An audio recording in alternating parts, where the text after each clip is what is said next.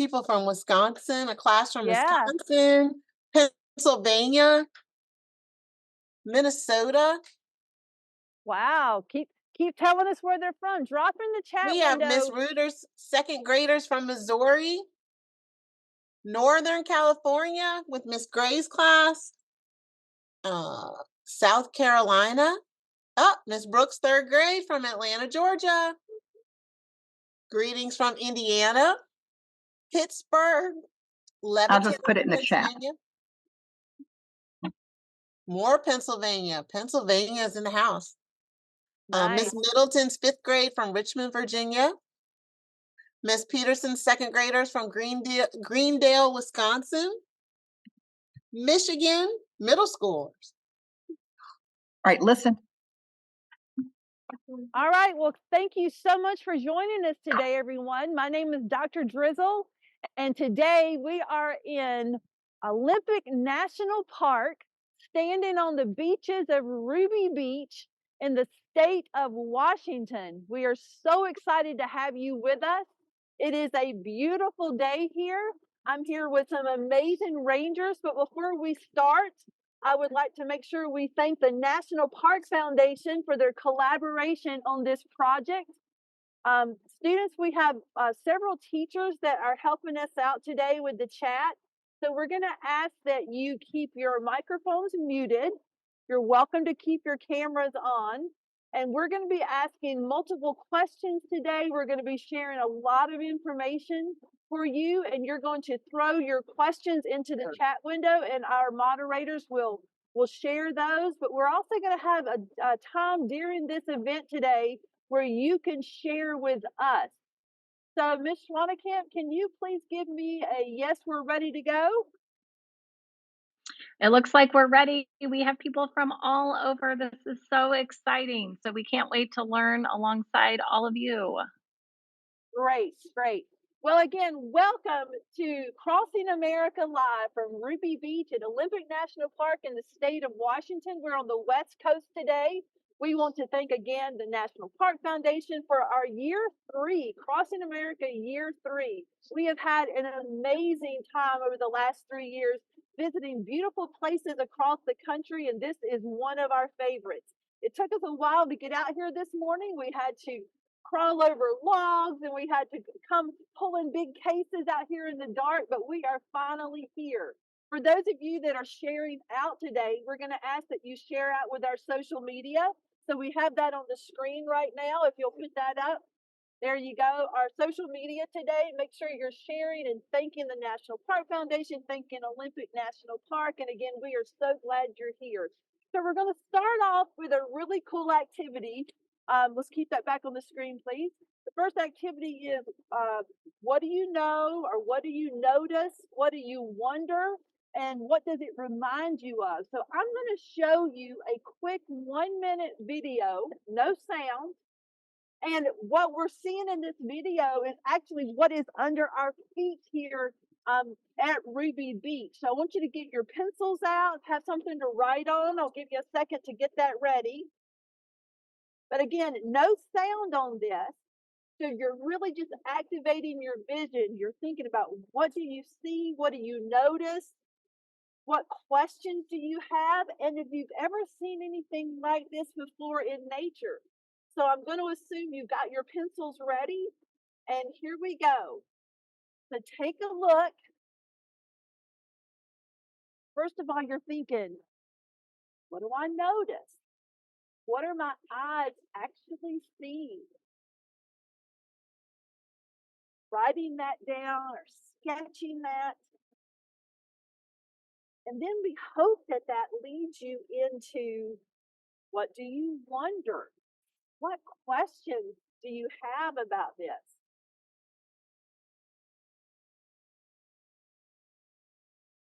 And then that's going to lead you into the last piece. What does this remind you of? I'm already thinking of a Disney movie that I've seen before. But what does it remind you of? Well, we hope you wrote a few things down because that's going to help drive our learning today. But one of the big reasons we're here is to meet some amazing people. So today I'd like to introduce to you our experts in the field or in the sand, if you will. First of all, I want to introduce to you Ranger Dean. Now, many of you have seen Ranger Dean before because he's been on our videos. So Ranger Dean. And Thanks, then, Dr. Hazel. yeah, we're so excited to have you here. So excited. And then we have Ranger Catherine. Hi. And then we have Ranger, well, intern, but scientist in the park extraordinaire, Jackson. So we're going to actually start with Jackson. Jackson, will you introduce yourself to the group and just tell them what you do here at the park? Yeah, absolutely. So, hey everyone, my name's Jackson. And as mentioned, I am a scientist and parks intern here out at beautiful Olympic National Park. So my duties kind of run a wide gamut, ranging from delivering educational programs like this one, or up in the snowy mountains at Hurricane Ridge. Hang on just a second. Oh. We just lost the stream. What happened? Okay, keep going. Okay. Yeah, so delivering educational programs like this one, also getting out into the field to do some science, whether that's skiing into the mountains to study how much water is held within the snowpack, or helping to maintain some air quality monitoring equipment so we can understand the health of the environment out here in Olympic and hopefully better protect it for future generations. Sounds like a great job. I love that. Kids, I'm going to remind you and teachers, let's make sure we're not sharing our screens during this, even though I would love to see what you're sharing. When you do that, it takes our picture away from here. So Jackson, thanks so much for having us here. He Sure did thing. not tell me to wear boots today, so I'm in tennis shoes and I'm getting soaking wet, but everybody else is pretty well dressed for the occasion.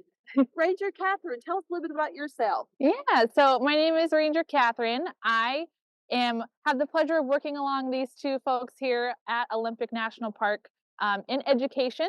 So I get the opportunity to hang out in the field with students just like you all that have an opportunity to come visit us, hanging out in the snow all the way at the top of the mountains, and even maybe getting an opportunity to connect with more of you across the country in the future. Nice. And then Ranger Dean, I know that many of them have met you, but a little bit about yourself and what you do here. My name's Ranger Dean, and I am a park ranger here at Olympic National Park. My job is to try and connect students and teachers to the stories and resources of Olympic National Park and get them excited about this place so that they'll want to learn more about it and hopefully want to protect it into the future. Well, we're here today to learn about tide pools, and we know that you guys are the experts in that. So we are going to go ahead and let you start sharing a little bit. I will ask everyone that's watching us today to please make sure you mute your microphones.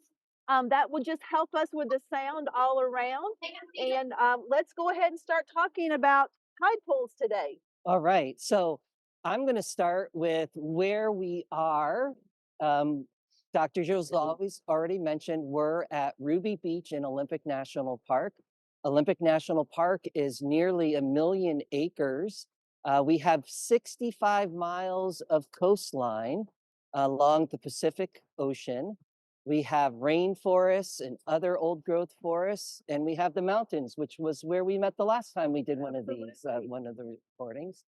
Our 65 miles of coastline is perhaps one of the most diverse coasts in all of North and South America. And there's a number of reasons why our coast is so diverse. One is just where we are on the globe. We're kind of halfway between the equator and the pole. And so since we're halfway between, we see species from the south near the equator, and we see species from up in Alaska down here. So they kind of overlap. So that's a lot of the reason. Another reason is our coast is very different depending upon which beach you go to. So here we are at Ruby Beach. We're standing on sand, but all of our equipment is set up over on rocks and cobbles. And then out in the ocean, we have these sea stacks. And so these are all different places that the animals can find a place to live. So different animals live in different places. And since we have so many of these different locations very close together, we get a lot of diversity that way from the animals in our tide pool. And then the final thing is because off of our coast right here, there are deep water canyons, and it's actually part of a national marine sanctuary, Olympic Coast National Marine Sanctuary. They would want us to know that we are standing right now in Olympic Coast National Marine Sanctuary and Olympic National Park. The boundaries of the two protected areas overlap. So those are to our friends at the Olympic Coast National Marine Sanctuary. They protect the ocean in the intertidal zone. And in the ocean, they have these deep water canyons, and the water at the bottom of those canyons are very cold. And at certain times of the year, because of weather patterns, there's this function that's called uplifting, marine uplift. And so this upwelling of these cold waters and rich nutrient waters up onto our coast, it makes it a very productive place for all of the different animals. In fact, along our coastline, we have over 650 different species Wow. of invertebrates. Those are animals without backbones, and algae in our intertidal community. And as we were walking along the beach today, I saw this little bit of, it's called sea moss or brillopad algae. And it got knocked off of the rocks of where it lived, and it was on the sand. And so I picked it up so that we could look at it. But this is just one of the examples of the different algae that we have. And it has, on the bottom of it, it grows something called a holdfast, that it sort of cements itself to the rock so that it will stay in place on the rock, and it will grow on the rock right there. And so that is our sea moss. It's also named a few other things. It's called brillopad algae. I don't know if anybody uses Well, brillopad I was anymore. going to say that when we clean up in our sinks, we have a pad that kind of has that same texture. Yep. So I remember using Brillo pads back in the day. Yeah, but that's kind of where it gets its name, because it looks a little bit like it has sort of the same texture as it. So that's its common name right there. Nice. That's just one of the many, many different kinds of marine algae that we have growing here. Right. And the intertidal, I've been talking about the intertidal. That is a place where the tides come up at high tide, and then they go out at low tide. And that happens twice. That cycle happens twice each day. And so where we're standing right now, if we were here a few hours later or a few hours earlier, it would be underwater. And we don't want to be here for that. No, we don't want to be here when it's underwater. But when the tides go out, and today our tide is a negative 0.5 tide.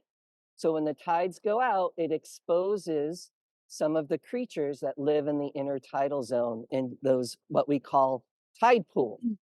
And so, Well, we're going to see some of those, I hope. yes, we definitely are. And I'm going to turn it over to Ranger Catherine, who's going to talk a little bit about some of the tide pools. Yeah, thanks, Ranger Dean. So we talked a little bit about how the tide is coming in and out of on the coast. So right where we are would be covered in water. And there are lots of animals that live in this area and on the rocks that are just behind us here. Now, they're really adapted to being underwater, and that's their home. But when the tide leaves, they need to be also prepared for the challenges that come with being completely out of the water all of a sudden twice a day, sometimes for very long periods of time, depending on where they are. So they have to adapt to these challenges, including being exposed to the sun. Now today, we're not getting a lot of sun, but even just a little bit of sun is going to be a lot more than these animals are used to. So they have to be prepared to make sure they don't dry out in the sun, but also not drying out in the wind. I'm over here a little cold because there is a little bit of wind out here. I'm not as well adapted to that as some of our animals are that we'll get a chance to explore a little bit later on. These animals also have to protect themselves from predators that are out and about that are trying to get their lunch their breakfast or their dinner, depending on when the low tide is. So we actually are seeing some of those animals, those gulls and birds, oyster catchers, that are hanging out around looking for their next meal as their buffet is now open as the tide continues to go out. But we can get into a little bit on our two different ways, the general categories that our animals are adapting and are prepared to deal with these challenges. And we hope that our kids will get involved too with this. So let's talk about that. Yeah, I'll toss it to Jackson. Good. So as Ranger Catherine mentioned, right now at low tide, there's all kinds of critters that are now exposed to the elements. And if you kind of look out behind us at these rocks, you might notice some layers or some colorations. That's because there's different zones in the intertidal zone. It's kind of confusing. It's a little bit meta. But kind of in some of those higher zones, you'll find what I have in my hand here, mussels and barnacles. So these mussels and barnacles, they use what we call the fortress method. So you can kind of go like this, be a fortress. Oh, wait, we'll get it all together here. Yes, here we go. Ready? Fortress. Everyone do this in your classroom right now. This is called the fortress. And the way that these creatures create a fortress is they grow shells. So mussels are called bivalves, meaning they have two shells, bi meaning two, valve meaning shell. And so inside of right here is an animal. And when the water goes out, they seal up and they seal in water. They seal out the wind and the sun, and they live kind of a happy life in there. Barnacles, similarly, they're planted in one place and they kind of seal their shell as well, sealing in water and sealing out anything bad for them. Both mussels and barnacles do not actually move. They're stuck in place. So you can see right here all these little golden threads on the mussel. These are called byssal threads, and that's how they attach themselves to the rock or the dock or other mussels. And each of these little byssal threads is actually stronger than a piece of steel the same size. They can hold up to 10 pounds per single byssal thread, which is pretty amazing. Barnacles create a little bit of cement down here, and they just glue themselves right to whatever surface they want to live on. The shells of these creatures are made out of something called calcium carbonate, which is a really strong, really, really great material for building your home out of if you're a barnacle or a mussel. Unfortunately, however, as there's more and more CO2 in the atmosphere, carbon dioxide, that gets dissolved into the ocean, and the ocean becomes slightly more acidic. That acidification of the ocean can actually start to eat away at some of these barnacle shells or the mussel shells, which can make them easier for other sorts of creatures that might want to eat them to get at them, which is unfortunate if you're a mussel or a barnacle. Yeah, that's great. Well, I love that we did the fortify. Is there another one? Yes, there's another adaptation that some of our animals will use. They won't build a fortress and just stay still and protect themselves like our bivalves, but they will have some flexibility to move. So we'll be all flexible if everyone can do that with us.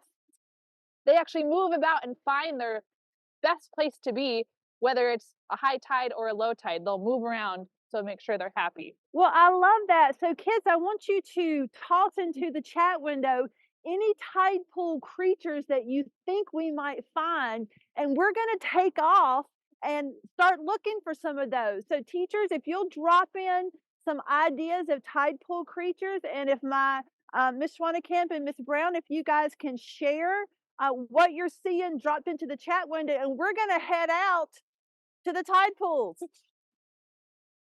Sure. People are saying crabs and starfish, and then pointing out that barnacles can also grow on the bottom of boats. Oh, so many messages coming in. Clams, fish, algae, octopus, So I hermit think crab, we'll see sea some worm, sea stars or starfish. All shrimp, right, that Miss Schwannekamp, that is starfish. awesome. So now we are out here. We'll make sure that our cameraman has us out here. So Ranger Dean, you were just saying that some of the things that they had put in the chat window, we might actually see. So can you talk about that for a moment? Yeah, so I heard someone say starfish or sea stars, that we might see those out there. And what strategy do they use, Ranger Catherine? So sea stars are flexible. So if everyone can do that, be a sea star, be flexible. They have the ability to move about with their tube feet. Usually about 5 of those feet help them navigate, move very slowly across these tide pools. And they're looking for their food source, which is our bivalve. So they actually are using those hands or those arms to pry apart and then go on top of it and consume it. So they are on the prowl looking for their next meal. Well, why don't you guys, I'm going to let you walk a little further because you're dressed for the occasion and see if we can point out anything that we actually see in the tide pools. Yeah. Yeah. Well, right on the wall here, we see lots of barnacles. Now, does anyone remember, are barnacles going to be flexible or are they fortress? So they are fortress, right? They're nice and tough here. They will seal themselves up, kind of close up to make sure they don't dry out, but they're going to be one of the more common fortress animals we see out in the tide zone out here.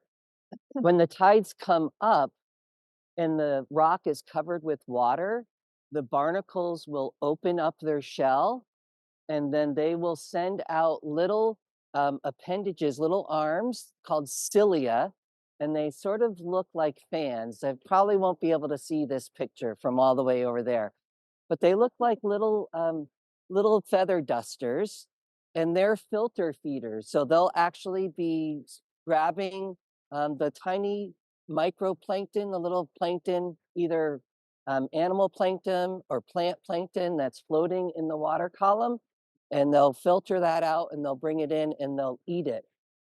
Our mussels, they are internal filter feeders. So they actually take the water, they siphon the water into their bodies, and they have cilia inside of their bodies that they'll filter out the plankton, and then they'll siphon the water without the plankton that they've eaten out. They're actually can actually clean water sources, clams and mussels and things like that. So Well, let's if we see look, if we see anything else here before we head back up. You can Well, one thing that I see here a lot of are anemones. So if any of you have seen perhaps a certain Disney movie, you might never know how to say it. I know I always stumble on it. But all these little gray globs that look kind of just like clusters of stone are anemones. And so what they're doing now is they're going into the fortress mode, and they're kind of sealing up. They're covered in stones and pebbles and shells to protect themselves from the wind and the sun. But Ranger Catherine has a great photo of what they look like when they get submerged. So right now they're all kind of in fortress mode, but when they get underwater, they kind of open up and they're actually predators. So they'll have these little tentacles that can grab things that are going by and bring them on in, and they eat, and that's how they survive. And anemones can actually move, but just very, very slowly, even slower than a sea star or even a glacier. So they can technically be a flexible zone, but they don't have quite enough flexibility to move with every tide cycle. Is there something else we would find out here that might be hard for the cameras? And we'll go up in just a moment and show the pictures a little bit better. But anything else you saw out here this morning? Well, as the tide was continuing to go out in the distance, we have spotted a few sea stars that are very common out here. They don't like to be super high because they will dry out. They're out for too long, but out further on the rocks and sometimes in some of the pools, we do see these bright purple and bright orange flexible sea stars out there. Very nice. Well, let's try something. I want them to be able to see the photos, but I also want them to be able to share their ideas. Can we flexibly move back towards the camera, sort of like a TV show that your teachers might have watched when they were younger? I'm going to be a crab. Be a crab. I like it. I want to be a sea star, so I'm going to do my arms out like this. What are you trying to be in the classroom right now? Because you are here with us. Oh, I love it. We are so talented. Yes, yes, yes, yes, yes. So before we actually ask the kids to share with us, can you show those photos one more Yeah. time? So this was our sea anemone. Sometimes I get tripped up on saying it too. This is what they look like when they are all underwater. So they're nice, bright and green. Some of them have even pink coloration on those tentacles on the end. There we go.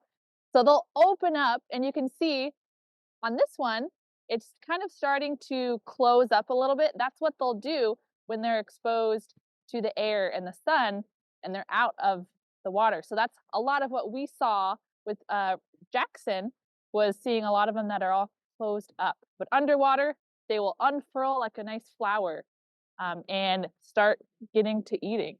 Yeah. And then he saw another thing out there. Yeah. Was it this one? Yes, Yeah. let's show that one again because that reminds me of a peacock. Yeah, so this is that barnacle that right now what we're seeing is all closed up, but underwater, they will unfurl these little arms and they will filter feed, getting all those little plankton that Ranger Dean talked with us about. So these will kind of wave in the water as that tide comes back and covers them up. And how about the starfish or the sea star? Yes, the sea star. We have some really cool photos of them. So they are nice, bright orange. Sometimes they're purple as well, but you'll see right next to that sea star are some mussels. So it is probably flexible, getting its way right up next to that food so it can get its next meal. So we'll see these a lot. A big predator in our tide pools is our sea star. Well, since we're talking about mussels, and since we know that we have kids all over the country that are constantly voting on what I would do at these things, the biggest vote was for me to get into the ocean. But Ranger Dean, you told me I'm not allowed to do that. And can you talk to them really quickly why I cannot do that today, even though I'm prepared? Okay, so one reason is that the water is really, really cold and it would not be safe. Okay. That's the biggest reason, Yeah. is that we want to keep Dr. Drizzle safe. And so we're not going to allow her to get into the ocean today. The waves are actually pretty big too.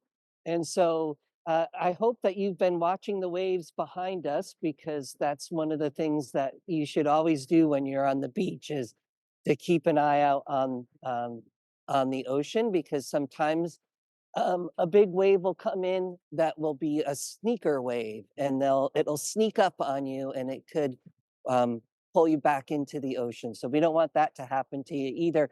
And it's really rocky out there too. As the tide is going out, we're seeing more and more rocks be exposed. So it's a pretty rocky beach and not a real safe swimming beach. Well, I appreciate that, but I am going to do something. So the second thing was for me to kiss some type of sea creature.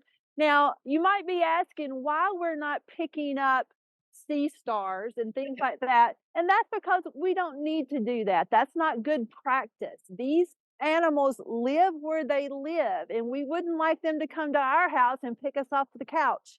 But we do have some mussels here that we found up on the beach. So I am going to, Jackson, if you'll come over here, please. I am going to kiss the mussels. Now, a little bit different than the lobster before. I'm not too scared of them, but I will get ready to do that right now. Okay, are you ready? I'm ready. So I'm going to kiss him in two different places here. And then maybe here. All right, that was lovely. That's probably shouldn't have had my mouth open on that. So now we're coming to the part that we love so much, where you're going to share your ideas with us. So we're going to talk about our challenge here. So our challenge was for you to become tide pool protectors. We're going to ask that you, or we have asked that you design and build a model structure that protects tide pool habitats from environmental threats, like pollution or human interference, like me kissing the mussel. But we also want to think about things like microplastics and trash. And Ranger Dean, as we were walking here today, you actually found some examples of trash on the beaches. Let's talk about that for a moment.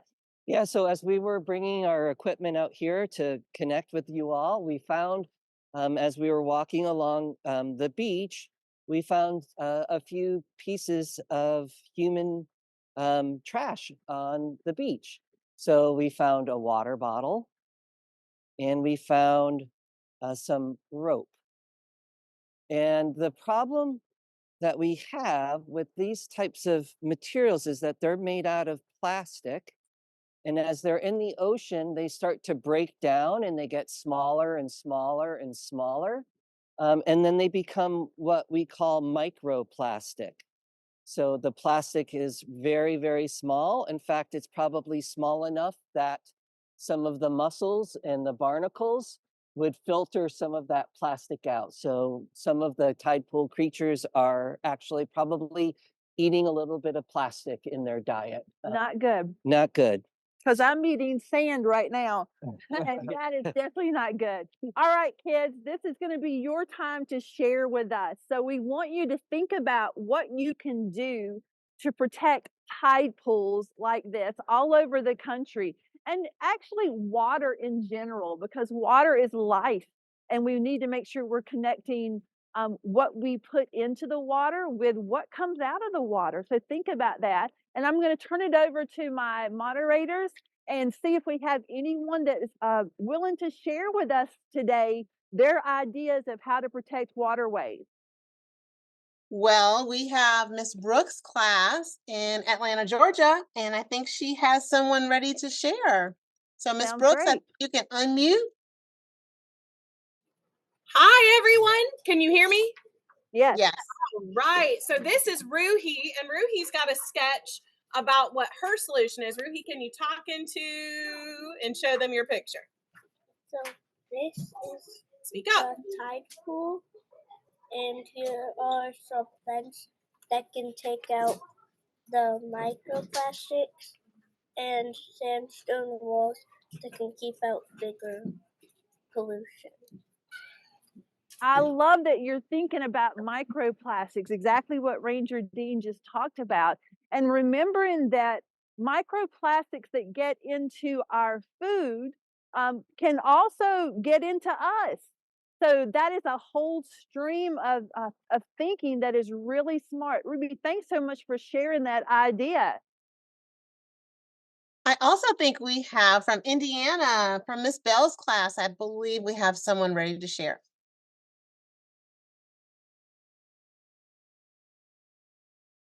All right, we're coming here. My buddy Ryland here's got a thought for us, and then my friend Addison's got a thought. Sorry. There's the camera. So my thought is, I suggest we could build a dam, because I think it would block the water from coming, and dams can also produce electricity, so that could send electric to the new city. Good. So his suggestion was to build a dam, and the dam could also be used for electricity. Addison, pop up. Say what you were saying quickly. We can just not pollute. Not pollute, being careful with our plastics. I love that idea. Maybe we could just build a dome around the tide pools. A dome. Build a dome. Oh, build a dome. Well, that's three different ideas. I will encourage you to watch the video of myself and Ranger Dean as we talk about Olympic National Park and see the problem sometimes that happens when dams are built. They can help produce electricity, like the ones in Nevada with Lake Mead, the Hoover Dam. But we also have challenges because sometimes the dams will not prevent fish, especially salmon, to spawn, to have babies. So I love all three of those ideas, and especially like the idea of just don't pollute, don't drop your trash. Do we have anybody else that'd like to share? I just wanted to read a couple comments from the chat. Miss Robinson's class said that Evan says to just never litter and be careful. In Mrs. Peterson's class, Fawn says to clean up the trash that's already out there. And we know that unfortunately it's a daily occurrence. So it's not just a one time cleanup. I just think these are great ideas. And I think it just proves that kids are changing the world. I'm looking for hands to be raised to see if there's another class that has anyone to share, or if people don't want to share and they just want to drop it in the chat, we can read it from there as well. I'll wait with you, Miss Schwannekamp, but I do want to speak to the beach cleanups. I know that parks around the country have opportunities for people to come out and join another group of people that just pick up trash. I know that my grandson Oliver likes to go around in the streets of Chicago and pick up trash just because he wants the place to be a cleaner world for him. So great ideas. Do we have another one? I saw someone walk into the camera. Yeah, I think Can I talk Mrs. about our beach Cruzen, cleanup that's coming up? Mrs. Cruzen can come off mute. Okay, we have another class and then we'll do that. My Speak up. my idea was to build like a gate that would like block like oil and maybe like trash. But like there will be like a sensor maybe on the side that can like see like when animals are like coming towards it and like open like the gate. I love the idea of technology of having a gate or some type of device that has a sensor that would stop pollutants like oil.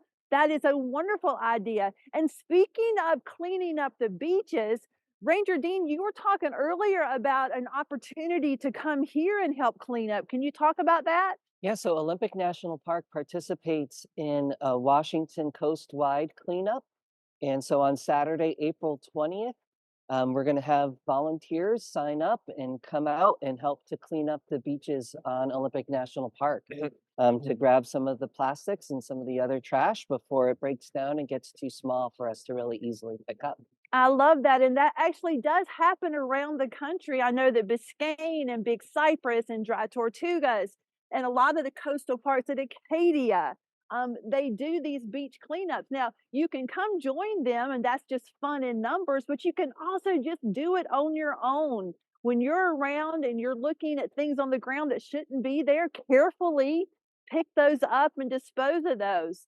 Ms. Schwannekamp, do we have anyone else that'd like to share before we share our links to gather all this information? Yes, there's some really good comments. So Winston says, sorry, there's so many coming in here. It's hard to say. Winston says, recycle more. Ariel says, use the natural resources that are already on the beaches to create a barrier to keep trash from the ocean. Brooklyn says, make a tiny vacuum that will help clean up the microplastics. Someone else says, a trash machine that can help roam the beach and pick up trash. Kylie C says, her goal is to keep the ocean clean. Caden says, have special garbage trucks that can pick up beach trash. All of these suggestions are amazing. Tony and her brother put bags on their bikes and they ride around and pick up trash. I love that. I love the idea of don't pollute, but once it's happened, here are some ideas. So I want to share with you a link that you're going to be able to share your ideas. So if I'll ask one of the teachers to drop this into the chat window, we're going to share with Rangers Dean and Catherine and also our scientist here, Jackson. If you will go to this link, theflip.com, that's getting dropped in the chat window right now, you can record your video of you sharing your ideas because these guys are eager to find out what you think because they can share them with their people here and maybe one of your ideas can be put into use here at Ruby Beach in Olympic National Park. So we are so excited to get these ideas in here. I want to also give you an opportunity to ask any questions of these experts. Now, I can tell you three things. The water is cold, my feet are wet, and I know now that I can identify some of the sea creatures that you shared with me today. But these are the experts. So are there any questions in the field? Ms. Brown or Ms. Schwannekamp, if you want to read a question or two, or if a student wants to come to the camera and ask a question, I think we have time for about 4 questions. So let's see what your questions are. Well, there's a bunch of questions Um, earlier that I can just pop out and see. I think they're quick ones, and Ms. Schwanenkamp can look for the people with their hands raised. The Brillo pad algae, is it soft or rough or scratchy?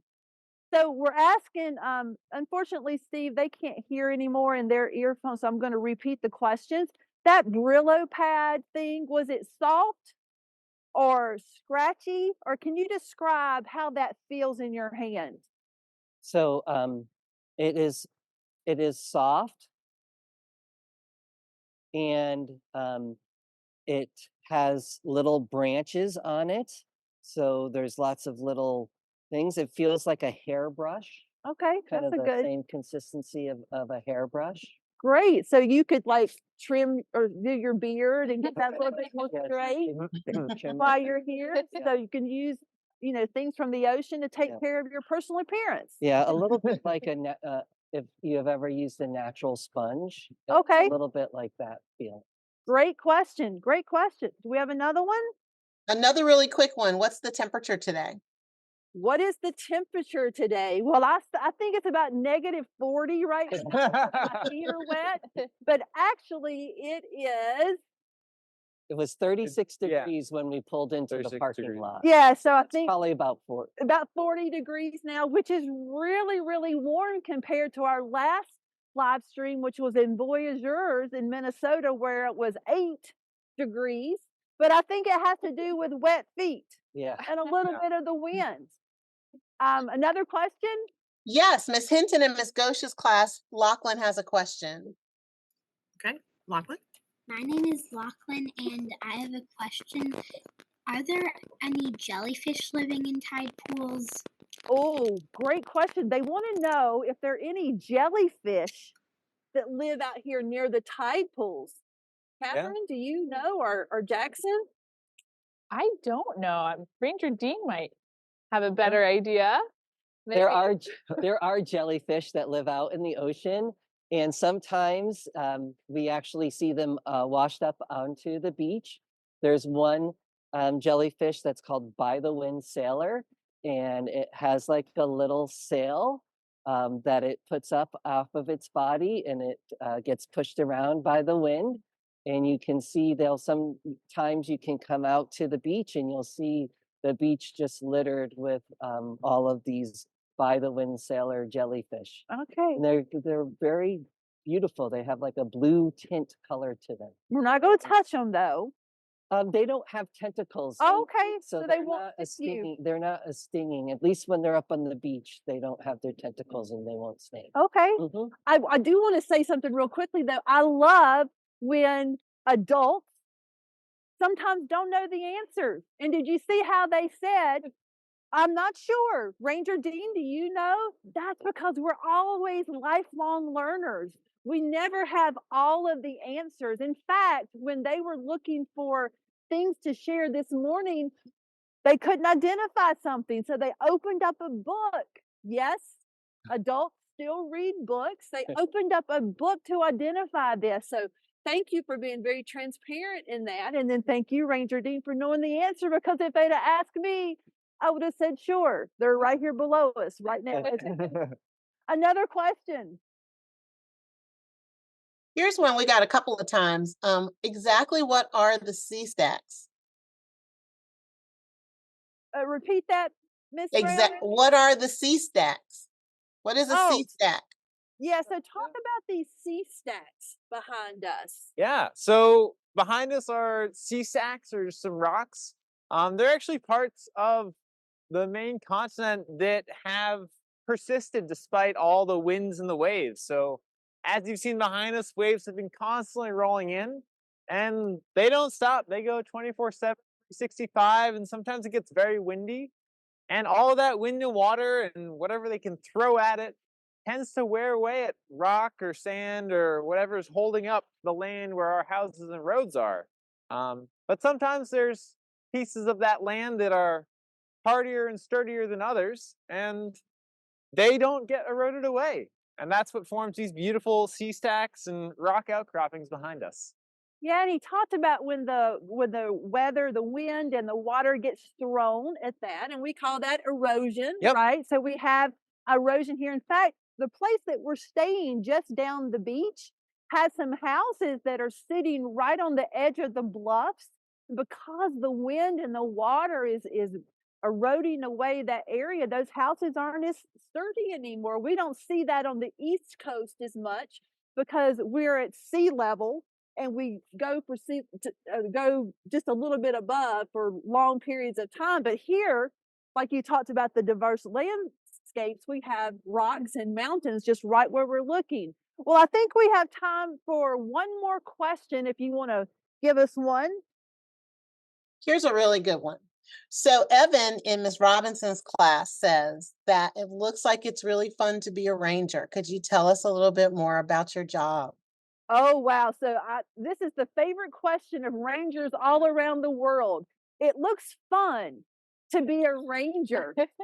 So we'll ask each one of them to give us just a quick look into the fun part of their job. Let's start with Ranger Catherine. Well, I think we're kind of looking at it right now. This is so fun. One of my favorite things is the ocean, which is a reason why I wanted to work at Olympic National Park, because it protects a lot of coast and all the ocean critters, a lot that we got a chance to see today, and even more that are hanging out under the water that we can't see.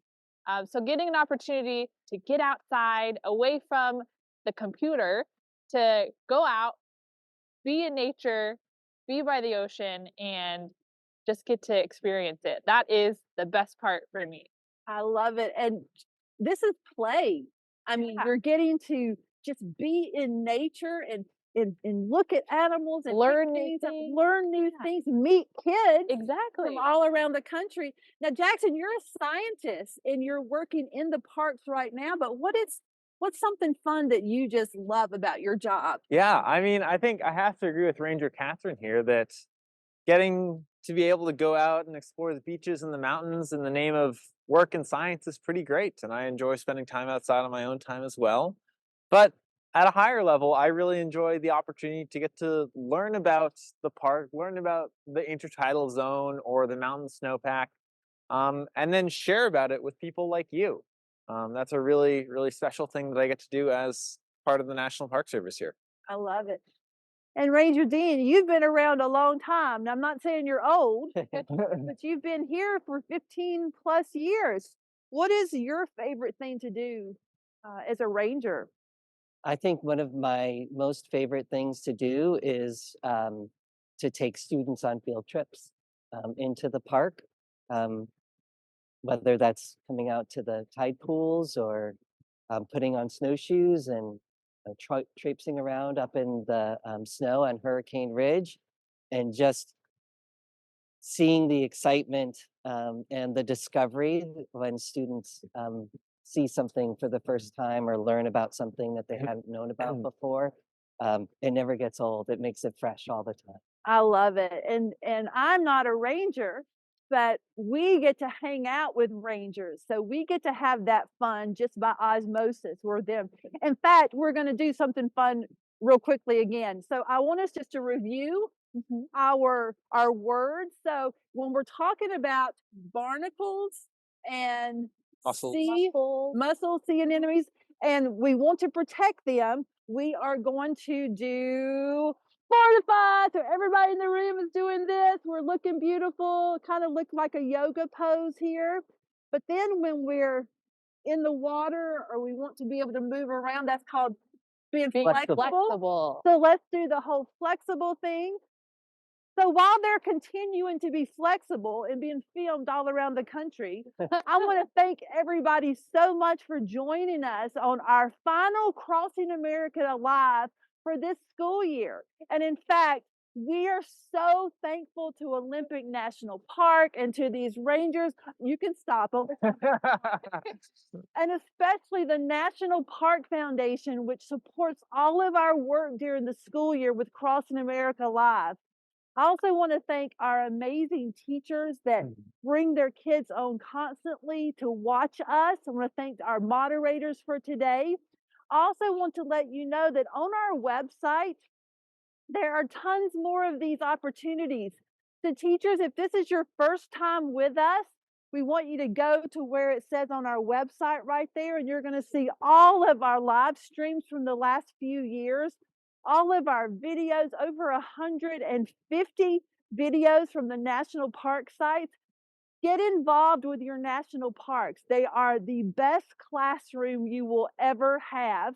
And if you can't get here tomorrow to help out with beach cleanup, make sure that you find time to get to Olympic. Thank you so much, Ranger Dean and Jackson and Ranger Catherine.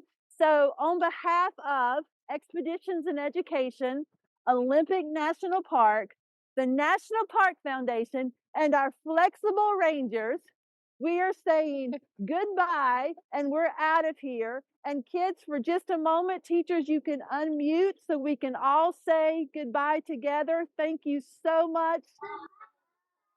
Goodbye. Hey, say bye.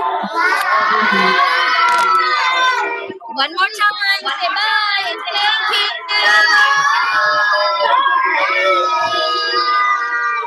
All right. All right. Thank you so much, everybody.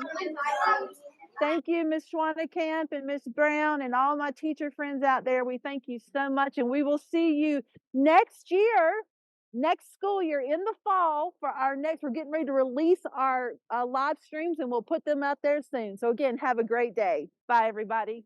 Bye, everyone.